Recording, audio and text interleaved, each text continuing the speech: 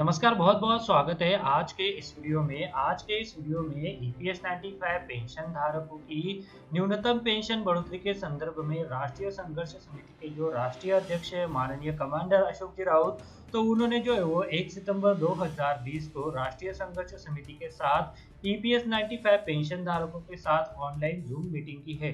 तो जी हाँ दोस्तों, इस मीटिंग में क्या-क्या हुआ है, माननीय कमांडर अशोक जी राउत द्वारा जो सभी सदस्य और ईपीएस 95 पेंशन धारक इस मीटिंग में सम्मिलित हुए थे, तो उनको जो है वो क्या कहा गया है, तो उसी के बारे में जो अपडेट है, तो उसके बारे में अभी मैं आपको इस वीडियो में पूरी जानकारी देने वाला हूँ। तो आप इस वीडियो के साथ अंत तक बने रहिए ताकि ये जो बड़ी अपडेट ईपीएस 1995 पेंशन धारकों की न्यूनतम पेंशन बढ़ोतरी के संदर्भ में माननीय कमांडर अशोक जी राउत द्वारा जो मीटिंग का आयोजन किया गया था, तो उसके बारे में आप सभी को पता चल सके। और इसी तरह के अपडेट जानने के लिए अगर आपने चैनल को अभी तक सब्सक्राइब नहीं किया है, तो वीडियो के नीचे जो रेड कलर का बटन है उसे प्रेस करके आप चैनल को सब्सक्राइब करके रख लीजिए और उसके बाद एक बेल का बटन भी आएगा, उसे भी आप प्रेस कर दीजिएगा ताकि भविष्य में जो भी अपडेट आए तो उसका नोटिफिकेशन आपको सबसे पहले मिल सके।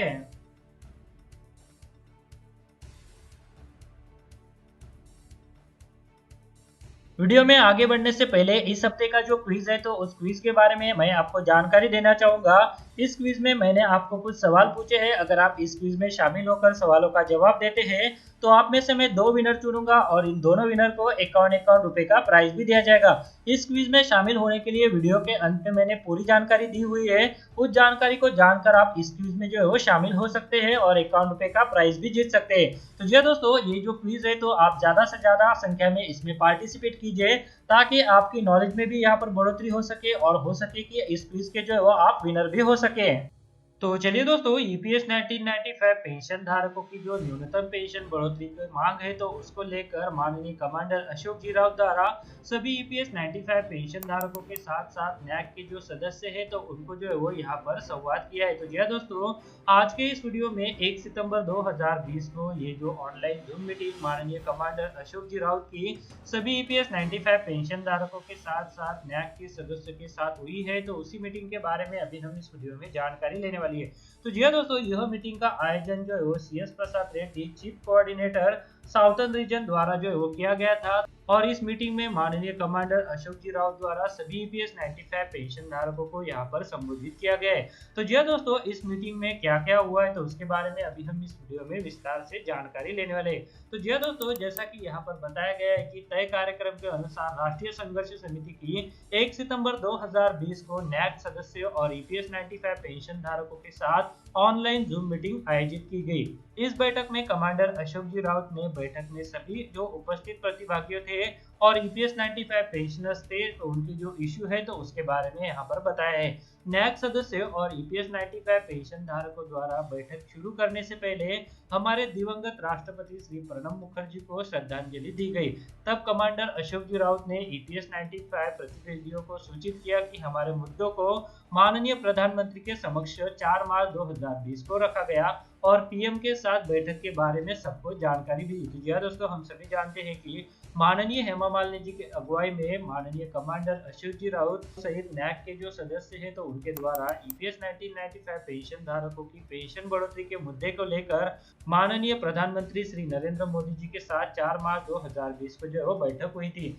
इस बैठक के बाद माननीय प्रधानमंत्री जी ने प्रधानमंत्री कार्यालय के मंत्री श्री जितेंद्र सिंह जी को बुलाया और ईपीएस 1995 पेंशन धारकों की समस्याओं के संदर्भ में जानकारी दी। माननीय जितेंद्र सिंह जी ने अशोक जी राउत के साथ अपने कार्यालय में मंत्रियों के चेंबर में लगभग 2 घंटे तक पेंशनरों के मुद्दे पर चर्चा भी की थी। उस बैठक में माननीय प्रधानमंत्री जी के दिशा निर्देशानुसार डॉक्टर जितेंद्र सिंह जी ने ईपीएस 1995 पेंशन धारकों की जो मांगे हैं, तो उसे जो है वो ध्यानपूर्वक सुना और केंद्रीय भविष्य निधि आयुक्त और कनेक्टेड लोगों के साथ मिलकर ईपीएस 95 पेंशन धारकों की लंबित मांगों को हल करने के लिए यहाँ पर आश्वासन दिया। उसके बाद यहाँ पर ईपीएस 1995 पेंशन धारकों की जो मांगे हैं, तो उसके ऊपर भी चर्चा की गई, जो कि न्यूनतम पेंशन को 7,500 रुपए कर उसे जो महंगाई भत्ते के साथ जोड़ना, पेंशन भोगियों और उनके जीवन साथियों को मुफ्त चिकित्सा सुविधा प्रोवाइड करवाना।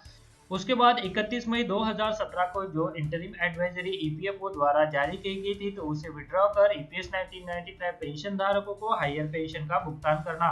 और इसके बाद जिन कर्मचारियों को ईपीएस 95 पेंशन स्कीम में शामिल नहीं किया गया है, उन कर्मचारियों को ईपीएस 95 पेंशन स्कीम में शामिल करके उनको भी पेंशन का भुगतान किया जाए, अन्यथा उन्हें जो है वो न्यूनतम पेंशन 5,000 रुपए प्रदान किए जाए।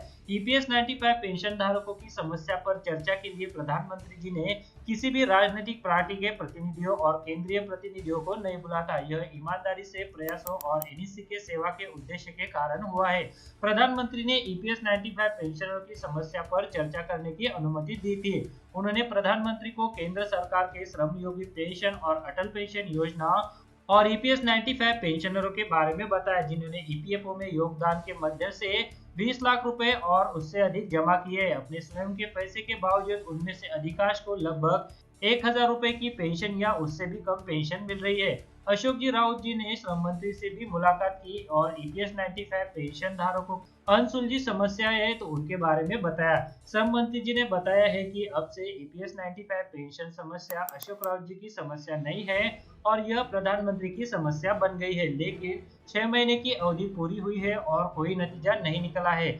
हाल ही में माननीय श्रीमती हेमा मालिनी जी द्वारा भी ईपीएस 1995 पेंशन धारकों की ये जो पेंशन बढ़ोतरी का मामला है, तो इसके लिए माननीय प्रधानमंत्री जी को एक स्मरण पत्र भी लिखा गया है। माननीय कमांडर अशोक जी राउत द्वारा इसके बारे में भी बताया गया और सकारात्मक परिणाम की उम्मीद है, ऐसा भी उनके द्वारा यहाँ पर कहा गया है।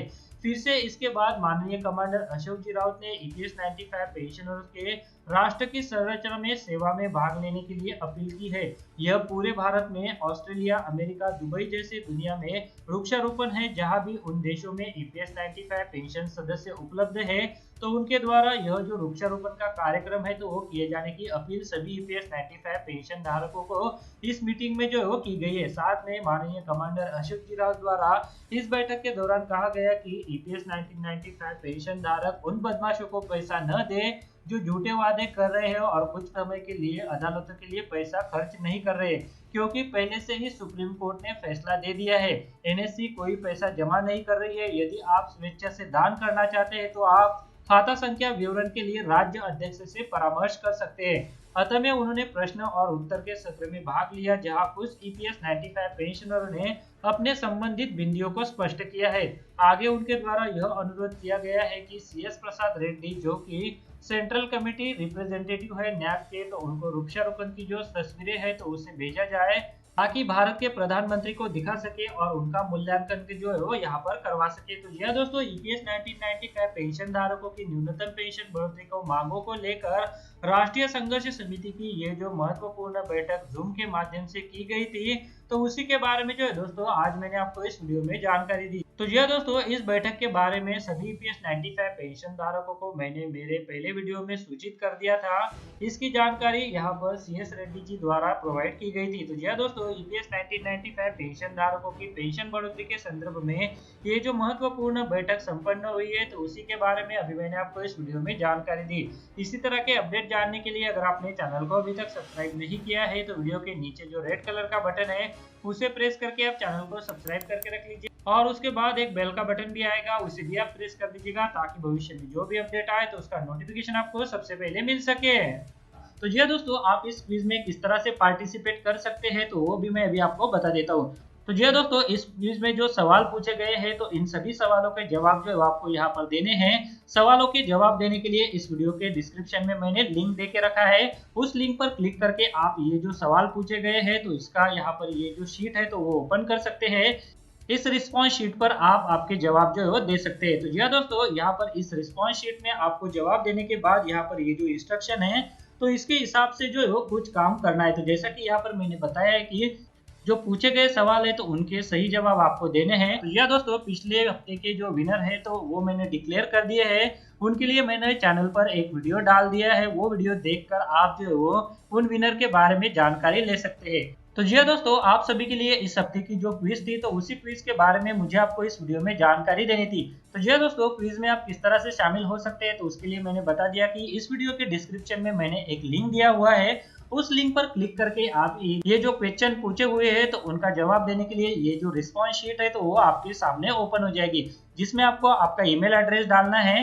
ध्यान रखिए दोस्तों आपका सही ईमेल एड्रेस ही आपको यहाँ पर डालना है, जो एक्टिव ईमेल एड्रेस है वो यहाँ पर डालना है, क्योंकि बाद में जो विनर होंगे तो मैं उनके ईमेल से ही यहाँ पर जो है वो रिप्लाई मांगूंगा। और मुझे जो विनर के यहाँ पर ईमेल रिसीव होंगे उन्हें मैं जो रिस्पॉन्स शीट में ईमेल आपने दिया था तो उससे कंपेयर करूंगा, यानी यहाँ पर वेरीफाई हो जाएगा कि जो मैंने विनर डिक्लेयर किए हैं उनका ही ईमेल मुझे आया है, ना बल्कि किसी दूसरे का। तो इसके लिए आपको यहाँ पर करेक्ट आपका ईमेल एड्रेस देना है, आपका करेक्ट नाम यहाँ पर देना है। अगर आप शेयर मार्केट में इन्वेस्ट करना चाहते हैं तो इसके लिए आपको एक ट्रेडिंग अकाउंट की जरूरत पड़ती है। ट्रेडिंग अकाउंट ओपन करने के लिए वीडियो के डिस्क्रिप्शन में मैंने आपके लिए एक लिंक दे के रखा है। उस लिंक पर क्लिक करके अगर आप ट्रेडिंग अकाउंट ओपन करते हैं तो उस ट्रेडिंग अकाउंट ओपनिंग के लिए आपको कोई भी चार्जेस देने की जरूरत नहीं है, साथ में कोई भी एनुअल फी देने की जरूरत नहीं है। और जब भी आप इक्विटी में शेयर खरीदेंगे या फिर बेचेंगे तो उसके ऊपर आपको कोई भी ब्रोकरेज देने की जरूरत नहीं है। अगर मान लीजिए आपने 100 रुपए का कोई शेयर खरीदा और उसे 150 रुपए में बेच दिया तो जो 50 रुपए का फायदा होगा तो वो सीधे आपकी जेब में जाएगा। इसके ऊपर जो है वो आपको कोई भी ब्रोकरेज चार्जेस देने की जरूरत नहीं है, कोई भी यहाँ पर आपको चार्जेस नहीं है। तो इसके लिए अगर आप अकाउंट ओपन करना चाहते हैं तो वीडियो के डिस्क्रिप्शन में मैंने एक लिंक दिया हुआ है, तो उस लिंक पर क्लिक करके आप घर बैठे ऑनलाइन एक डीमैट अकाउंट ओपन कर सकते हैं। तो चलिए अभी वीडियो में आगे बढ़ते हैं।